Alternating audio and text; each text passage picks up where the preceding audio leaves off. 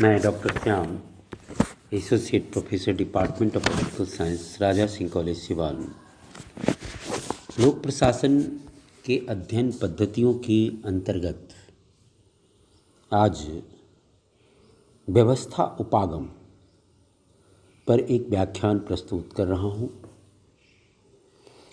ये जो संगठन के सिद्धांतों में जो व्यवस्था उपागम है, एक ऐसा दृष्टिकोण है जो संगठन के समूचे भाग, व्यक्ति, कुल संगठन पर जोर देती है।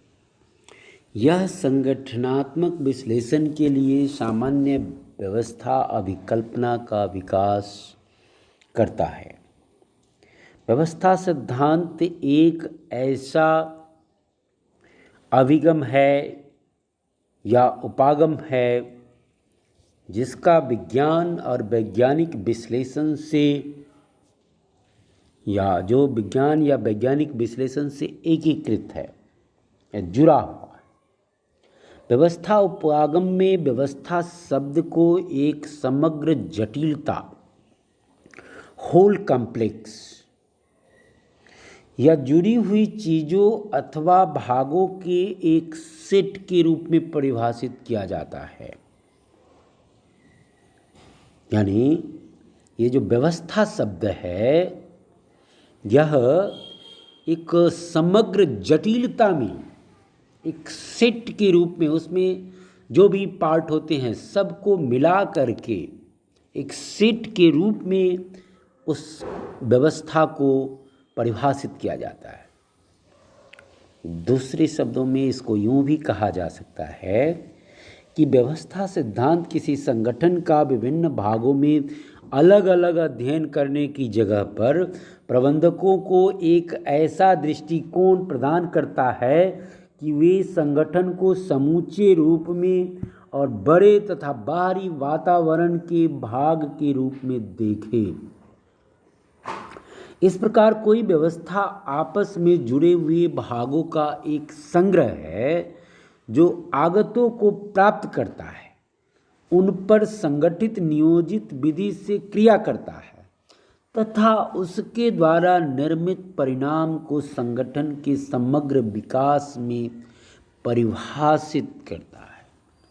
यानी कोई व्यवस्था में जो मांग आती है वो आगत के रूप में होता है और व्यवस्था के द्वारा उस पर जो प्रतिक्रिया की जाती है वह निर्गत के रूप में होता है। उससे जो उस प्रतिक्रिया के बाद जो परिणाम सामने आता है उसे निर्गत के रूप में परिभाषित किया जाता है और यह निर्गत फिर से व्यवस्था के लिए एक पुनर्निवेश के रूप में भी काम करता है। जैसा कि राजनीतिक सिद्धांत के अंतर्गत डेविड स्टन के द्वारा जो इनपुट आउटपुट सिस्टम या दृष्टिकोण, आगत निर्गत दृष्टिकोण जो बनाया गया है, उसी तरह से राजनीति, ये लोक प्रशासन में भी प्रशासन को एक समग्र रूप में देखा जाता है और उसमें जो इनपुट प्राप्त होता है और प्रशासन के द्वारा उस पर प्रतिक्रिया के बाद जो रिजल्ट सामने आता है उसको आउटपुट के रूप में देखा जाता है। और यह आउटपुट जो है यह फिर इस प्रशासनिक व्यवस्था को एक शक्ति, एक संबल प्रदान करती है, ताकत प्रदान करती है, जिसके बल पर यह व्यवस्था फिर से गतिशील होती है। सामान्य व्यवस्था उपागम का उदय इस सदी के दूसरे दशक यानी 1920 के आसपास प्रसिद्ध जीव शास्त्री वान वर्ट लेन्फी ने किया था। उनकी इस खोज के बाद बहुत सारे विचारकों ने अपने अपने विषयों से संबंधित व्यवस्था उपागम की खोज की। जैसे समाजशास्त्र में टॉलकोट पार्सन्स, राजनीति शास्त्र में डेविड ईस्टन तथा लोक प्रशासन की क्षेत्र में इस व्यवस्था की खोज का श्रेय हर्बर्ट साइमन तथा चेस्टर आई बार्नार्ड को दिया जा सकता है।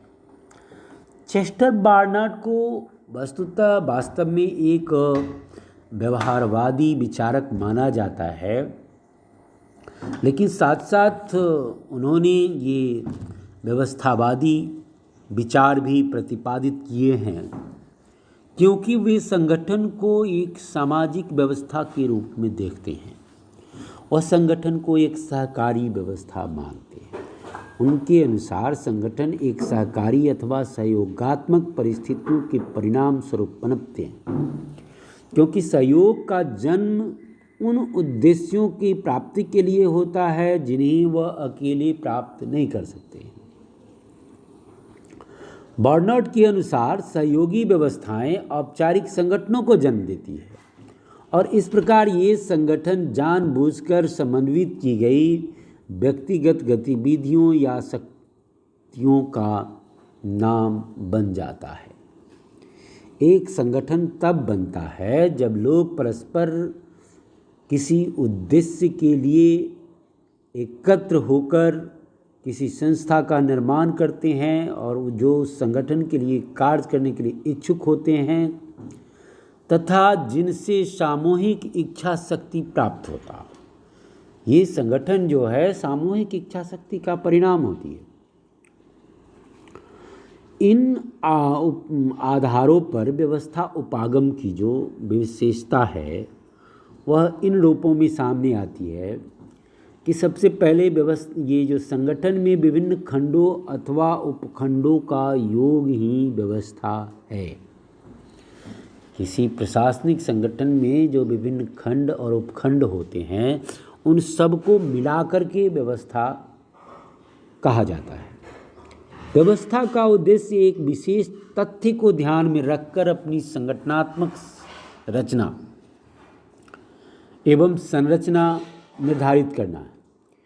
व्यवस्था के अंग विशिष्टता के आधार पर अलग अलग कार्य करते हैं, लेकिन उनके समग्र कार्यों का लक्ष्य संगठन को गति देना तथा उसके उद्देश्यों को प्राप्त करना होता है। चौथा, व्यवस्था में कार्यात्मक विशेषीकरण के साथ साथ विभिन्न खंडों उपखंडों के साथ अंतर्निर्भरता या अंतर्निर्भर रहता है या अंतर्निर्भरता रहती है। इस अंतर्निर्भरता के कारण ही किसी एक खंड में किया गया परिवर्तन समूचे संगठन व्यवस्था पर प्रभाव डालता है। पांचवा, सभी मानवीय संगठन एक खुली उपव्यवस्थाएं होती हैं जो स्वयं एक सामाजिक व्यवस्था रूपी बृहत्तर व्यवस्था का भाग है। इसलिए समाज और उसके विभिन्न संगठनों में निरंतर आदान प्रदान की क्रिया चलती रहती है। सभी संगठनों की मानवीय और भौतिक संसाधनों के रूप में आगत समाज से प्राप्त होते हैं। आगत यानी इनपुट, जिन्हें संगठन रूपांतरित कर तैयार वस्तुएं, सेवाएं और पुरस्कार के रूप में आउटपुट प्राप्त होते हैं या निर्गत प्राप्त होते हैं। यही निर्गत संगठन के लिए पुनर्निवेश यानी फीडबैक बन जाता है और यह आगत, निर्गत और पुनर्निवेश का चक्र यंत्रवत चलता रहता है। इनपुट, आउटपुट और फीडबैक का जो सिस्टम है ये हमेशा चक्रीय रूप में चलता रहता है। तो ये व्यवस्था उपागम जो है, ये व्यवस्था उपागम का सिद्धांत जो राजनीतिक सिद्धांत के अंतर्गत जो डेविड ईस्टन का जो व्यवस्था सिद्धांत है, बस उसी के आधार पर लोक प्रशासन के संगठन को भी एक व्यवस्था मान करके उसका अध्ययन करने का प्रयास किया गया है। जैसे एक राजनीतिक व्यवस्था में जनता की मांग जो है वह इनपुट के रूप में, आगत के रूप में व्यवस्था के सामने आती है और वह व्यवस्था के सामने इन मांगों से निपटना एक बहुत बड़ी चुनौती होती है। इन मांगों को व्यवस्था जो है अपने सिस्टम के अंतर्गत देखता है कि कौन सी मांगे पूरा करने लायक है, कौन सी मांगे पूरा करने लायक नहीं है, उसको मिनिमाइज़ करता है और उसको जो ज़्यादा ज़रूरी, ज़्यादा आवश्यक है उसके हिसाब से छांट करके कि व्यवस्था को किन किन मांगों को पूरा करने लायक उसके पास क्षमता है और किन किन मांगों को पूरा करने की पहले आवश्यकता है, इस आधार पर छांट करके उन मांगों को पूरा करती है, जो कि फिर आउटपुट के रूप में सामने आता है और वह आउटपुट को इस रूप में फिर से जनता के सामने प्रचारित करती है कि इस आउटपुट के द्वारा ज़्यादा से ज़्यादा समर्थन व्यवस्था के प्रति हो सके जनता का, और इन्हीं समर्थन के आधार पर जनता व्यवस्था को मजबूती प्रदान करते हैं। तो ये व्यवस्था की कोशिश रहती है कि उन कार्यों को, उन आउटपुट्स को उन इस रूप में प्रचारित करे कि उससे ज़्यादा समर्थन व्यवस्था को मिले। लोक प्रशासन में भी ऐसा ही होता है। लोक प्रशासन में भी वो बहुत सारे जो कार्य होते हैं वो आगत के रूप में, जो मानवीय जनता के कार्य होते हैं वो प्रशासन के सामने जो आते हैं, जैसे किसी को कोई सर्टिफिकेट बनाना है, किसी को कुछ लोन लेना है या किसी को कोई अपने फैक्ट्री बैठाने के लिए लाइसेंस लेना है, इसके लिए वो अप्लाई करते हैं, तो ये उनके पास इनपुट के रूप में पहुंचते हैं और इसके बाद सिस्टम उस पर किस तरह से काम करती है, कितना उसको डिले करती है, कितना फास्टली, कितना जल्दी उसको डिस्पोजल करती है, और जल्दी डिस्पोजल करती है तो वो उससे जनता जो है ज़्यादा खुश होते हैं। उसके संगठन के प्रति, प्रशासन के प्रति जनता का बेहतर दृष्टिकोण बनता है और इन दृष्टिकोण, ये जो आउटपुट के रूप में ये उनका निर्णय सामने आता है और इस आउटपुट के माध्यम से फिर समर्थन एक प्रशासन को प्राप्त होता है। और इस तरह से ये कहा जाता है कि इनपुट, आउटपुट और फीडबैक का जो चक्र है वो चलता रहता है और व्यवस्था इसी तरह से गतिमान रहता है। तो आज की कक्षा में इतना ही। धन्यवाद।